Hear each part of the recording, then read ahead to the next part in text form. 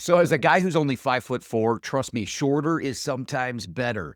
And that's why I've picked a little mini moment from a recent episode that I think you'll really like. So if you do, the full conversation is right there in the podcast feed. Enjoy. This is Laugh or Death, hosted by keynote speaker Paul Osincup. I think we spend so much time just trying to optimize the hell out of life that we optimize the joy out of it. When we are so programmed, like robotic, of this task to this task to this task. And I look back at my days and go, gosh, I just wasn't productive enough today. But I never look back and go, did I have fun? Did I enjoy today? Like, what were the moments I loved about today? And I think that's like the real goal of life for me. So I don't know. And also just, I guess, leading into just being weird. Like, I feel so stupid sharing this video of me and my dog. Like, this is like a private moment that I've been doing now for several months. And I don't know, man, but I wouldn't have even realized that this is what I was doing or whatever if I didn't just like let go and let myself be weird. Like, I'm a grown man. I'm nearly 50 years old. And I am laughing like a little child and having a tickle party with my dog, and I'm letting him tickle me. Like, I could stop him if I wanted to, but I'm letting him like tickle me, and I'm laughing my ass off. And I'm not sitting there having like mindful canine interaction. I'm playing tickle fight with my dog on a yoga mat, and it's freaking awesome.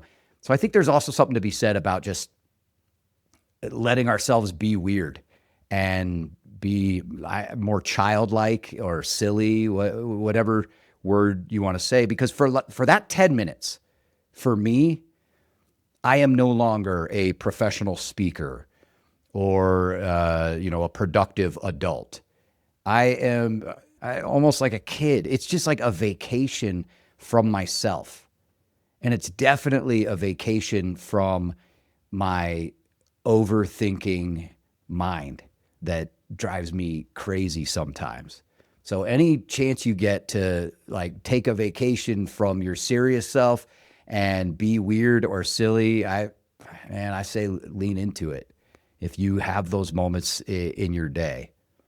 And I also think that 10 minutes is nice and helpful. Like, because I don't just think like, oh, I'll play with Hopper whenever, or, I'll find time to play with him, because our lives are so busy. Like, next thing you know, it's tomorrow, then it's the next day. And then it's like, oh, we haven't just had that silly time in a week. And now I know I've got 10 minutes each time I do yoga kind of locked away to do that. I guess it also is nice for me to know that I don't have to like make enjoying life be some huge vacation that I schedule or some big weekend plan. It's like, man, if I can just find 10 minutes during the day of something that I love, that's awesome. If there's anything I can do for just a short amount of time that I routinely do, then man, that works out really, really great. So I guess I would ask you, what is a part of your day that you're just trying to get through? Is it your commute, or trying to get the kids ready for school, or exercise, or getting your dog exercise, or whatever it is? Is there something during your day that you're just trying to get through? And are you missing something fun about it because you're just trying to get to the end? Or are you missing some of the parts of joy in it because you're just trying to get through it or get to the end that you might be able to focus a little bit on? And maybe it takes a little longer, but you realize like, this is an awesome routine that I actually love. So now for me, like every day when I do yoga, well, if I'm being honest, at least every other day, I get on my mat, and for about 10 minutes, I completely abandon my dignity and wrestle with my dog and let him tickle me. I don't know if the yoga's making my life better, but I know that 10 minutes is definitely making my life better. And so maybe the idea isn't to build a life that is so optimized that we are not interrupted. Maybe it's to realize when the interruption is the life.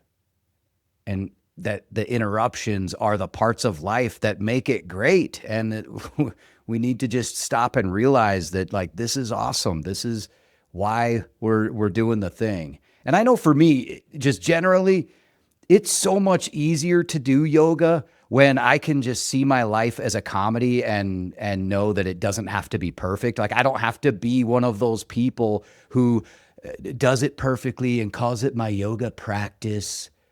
Like, for me, it's not a practice, okay? I'm not a lawyer or a doctor. It definitely isn't a practice.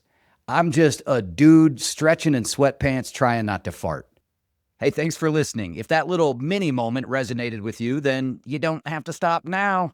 The whole conversation is available in the podcast feed. See you over there.